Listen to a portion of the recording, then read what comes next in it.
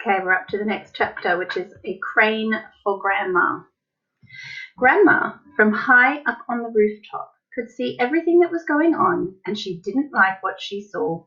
She wanted to be the centre of attention, and nobody was taking the slightest notice of her. George and Mr. Cranky were running round and getting excited about the enormous animals. Mrs. Cranky was washing up in the kitchen, and Grandma was all alone on the rooftop. "Hey, you!" she yelled. "George, get me a cup of tea this minute, you idle little beast." "Don't listen to the old goat," Mr. Cranky said. "She's stuck where she is, and a good thing too." "But we can't leave her up there, Dad," George said. "What if it rains?" "George!" Grandma yelled. "Oh, you horrible little boy, you disgusting little worm. Fetch me a cup of tea at once, and a slice of currant cake." "We'll have to get her out, Dad," George said. "She won't give us any peace if we don't." Mrs. Cranky came outside, and she agreed with George. "She's my own mother," she said. "She's a pain in the neck," Mr. Cranky said.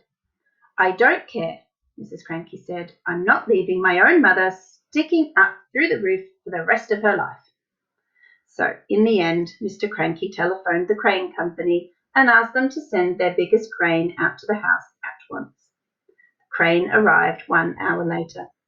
It was on wheels, and there were 2 men inside it. The crane men climbed up onto the roof and put ropes under Grandma's arms. Then she was lifted right up through the roof. In a way, the medicine had done Grandma good. It had not made her any less grumpy or bad-tempered, but it seemed to have cured all her aches and pains, and she was suddenly as frisky as a ferret. As soon as the crane had lowered her to the ground, she ran over to George's huge pony, Jack Frost, and jumped onto his back.